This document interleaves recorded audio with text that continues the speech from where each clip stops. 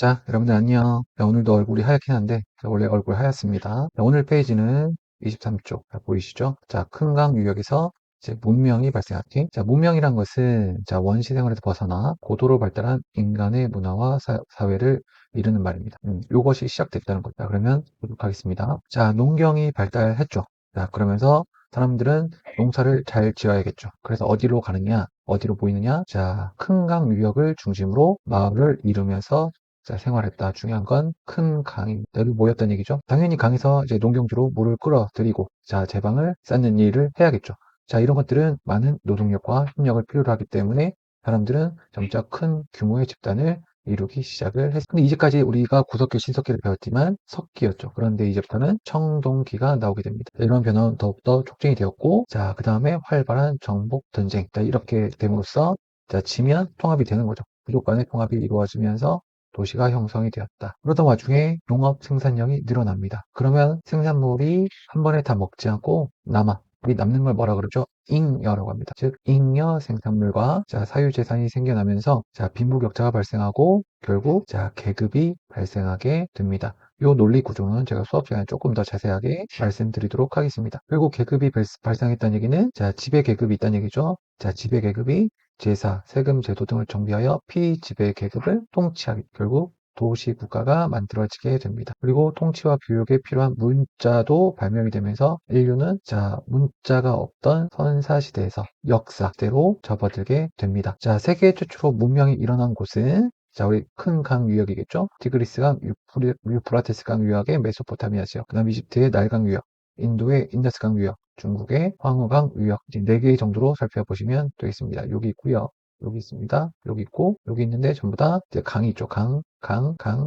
자, 이렇게 보시면 되고요. 하나만 더 보면, 자, 핵심 켜를 좀 더 보겠습니다. 큰 강 유역 한번 가고요. 그 다음에 청동기. 아이고, 생각합니다. 지금 마우스가 안 좋아요. 자, 그 다음에 계급이 발생했죠. 자, 그 다음에 도시국가가 만들어집니다. 그리고 이제 문자가 생겨나면서 역사시대로 접어들게 되었다. 이런 키워드들 잡아주시면 좋을 것 같습니다. 자, 그러면 바로 밑에, 바로 다 할 건 아닌데, 한 2개 정도, 한 번에 다 갈 수도 있습니다. 한번 보도록 하겠습니다. 첫 번째, 메소포타미아 문명. 자, 메소포타미아 문명은 아까 방금 얘기한 대로, 여기죠, 여기. 자, 여기 유프라테스 강이 흐르고, 티그리스 강이 이렇게 흐릅니다. 이제 두 강 사이에 있는 문명을 우리는 이제 메소포타미아 문명이라고 부릅니다. 자, 그러면 기원전 3500년경, 자, 메소포타미아 지역에 세계 최초로 문명이 탄생했다. 세계 최초입니다. 자, 이곳에 정착한 수메르인은 우루, 라가시 등의 도시국가를 세웠습니다. 아까 도시국가 있었죠, 도시국가. 요거. 저희들은 도시 중심의 지구라트. 요겁니다.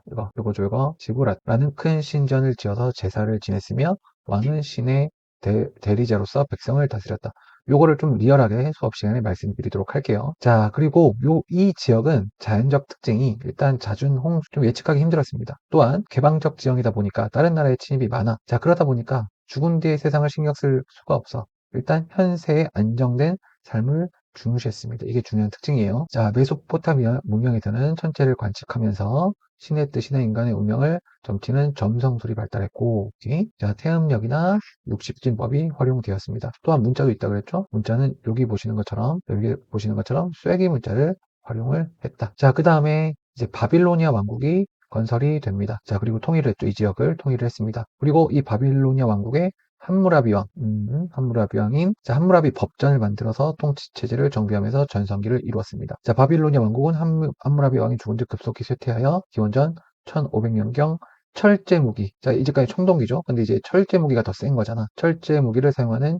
히타이트인에게 이제 멸망을 당하게 됩니다. 요거는 수업 시간에 볼 거고요. 자, 키워드 한번 잡아드리면, 자, 메소포타미아 문명, 와수가 날라다니면서 그냥 찝기만 하겠습니다. 수메르인, 그 다음에 지구라트, 오케이? 그 다음에 점성술, 태음력, 육십진법, 쐐기문자. 이걸 단독으로 하면 그런데 이제 이집트 문명이랑 비교하면서 접근을 하겠습니다. 그다음 바빌로니아 왕국, 함무라비 왕, 함무라비 법전, 그다음에 철제 무기, 히타이트족. 자, 이렇게 한번 봐주시면 되겠죠. 자, 수업 시간에 초성 퀴즈가 장난이 아니겠습니다. 자, 두 번째는 자, 이집트 문명 보겠습니다. 자, 이집트 문명은 여기죠. 자, 여기입니다. 여기 이집트 문명 이 나일강 보이십니까? 이렇게 쭉 이렇게 가는 이 나일강과 연관이 매우 깊다. 자, 이집트의 나일강은 자, 매년 정기적으로 범람을 합니다.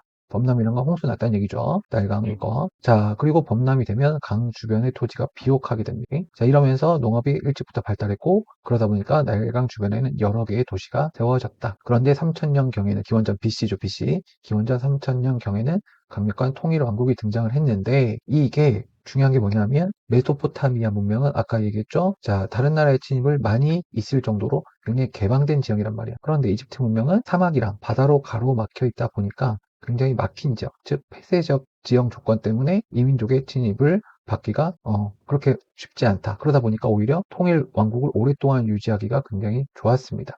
그러면 이제 난리가 그렇게 없는 거야. 좀 평온한 거죠.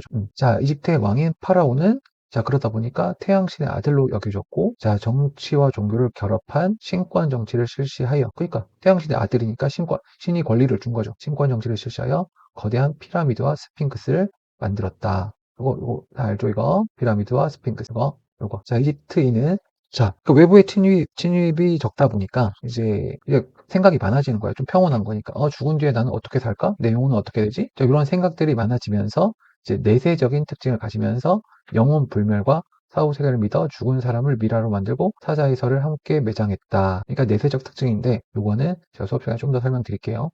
자, 그리고 이집트 문명에서는 태양신의 아들이잖아. 오케이? 태양 그러니까 태양력이죠. 아까 메소포타미아 문명은 태음력이었죠. 그런데 여기는 태양력 비교하시고요. 그다음 여기는 또 십진법입니다. 아까 메소포타미아 문명은 육십진법, 여기는 십진법. 오케이? 자, 그리고 나일강을 범람한 후 농경지를 정비하는 과정에서 측량해야 될 거 아니? 그리고 뭐 만들어야 될 거 아니? 그리고 만들 때도 뭔가 모양 잡아야 될 거 아닙니까? 자, 이렇게 기하학 등이 발달했다. 그리고 문자는 상형 문자입니다. 그리고 어디에 기록했냐? 파피루스에 기록을 했다. 자, 파피루스는 날강의 습지에서 자라는 식물로 줄기 속의 부드러운 부분을 가늘게 교차시켜 망치로 두드린 후 말려 종이처럼 사용했다. 자, 페이퍼, 종이가 페이퍼죠? 페이퍼의 어원이 된 게 파피루스. 자, 그리고 4대 문명은 아닌데 굉장히 중요한 나라가 두 개가 있습니다. 여기 나온 페니케아와 헤브라입니다. 자, 페니케아에는 자, 지중해 동부 연안에 나라를 세운 거죠. 지중해가 여기 보입니까? 이거 우리 지도 다시 한번 볼 건데 지중해가 요건데 위로 가면 이 지도에서 보면 여기가 지중해죠. 여기가 유럽이고요. 여기 아프리카입니다. 중에 이쪽 부분에 이제 나라를 세운 거죠. 자, 이쪽 부분 얘기하는 겁니다. 자, 그래서 보시면 아까 지중해 보이죠? 이쪽 부분에 여기 페니키아 보이죠? 헤브라이 보이죠? 자, 그래서 자, 이들은 지중해 해상 무역을 주도하면서 바닷가에 있으니까 자, 카르타고 등 많은 식민 도시를 건설했는데 여기서 중요한 건 뭐냐? 이들이 교역을 많이 할 때 사용했던 문자가 이제 표온 문자인데 요게 지금의 알파벳의 기원이 되었다. 이게 중요한 겁니다. 자, 그다음에 팔레스타인 지방 여기죠. 지금 여기입니다. 자, 팔레스타인 지방에 정착한 헤브라이. 자, 기원전 1100년경에 헤브라이 왕국을 세웠는데 자, 얘들은 여호와를 유일신으로 믿는 유대교를 창시하게 되는데 자, 근데 요게 뭐가 중요하냐?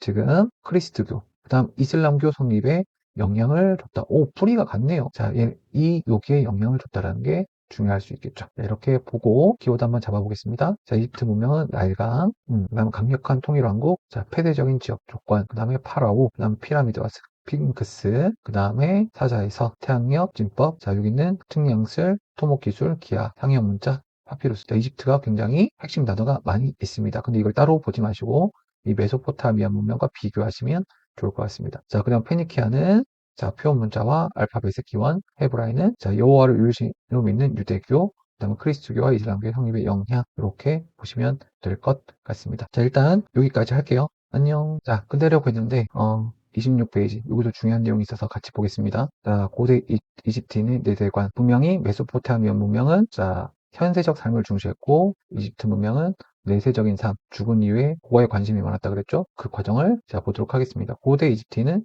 육체가 죽은 후 영혼은 돌아 부활한다는 영혼 불멸과 죽고 난 이후의 세계인 사후세계, 내세를 믿었다. 이런 거 보겠습니다. 자료 1. 일단 그래서 미라를 만들어야겠죠. 내세에서 영원히 살기를 소망하며 자, 미라를 만들었습니다. 자, 미라를 이렇게 만들고 있죠. 그 다음에 카노푸스 단지가 있습니다. 자, 미라를 만들기 전에 내장을 보관하기 위해서 만든 단지. 위창자폐 간. 4개의 단지에 각각 보관했다. 그 다음 투탕카멘의 가면. 자, 영혼이 다시 육체로 돌아와야 되는데 누가 누군지 모르잖아. 부패하면 또 그 다음에 다 말아버리니까. 그러니까 이걸 씌우면 얼굴을 알 수 있으니까 쉽게 돌아올 수 있겠죠. 이 가면을 씌우게 됩니다. 투탕카멘은 이제 고대 이집트의 왕이었던 사람입니다. 그 다음에 사자의 서는 자, 죽은 자가 사후 세계에서 만나는 어려움을 극복할 수 있도록 도와준 안내서입니다. 자, 어떻게 했냐?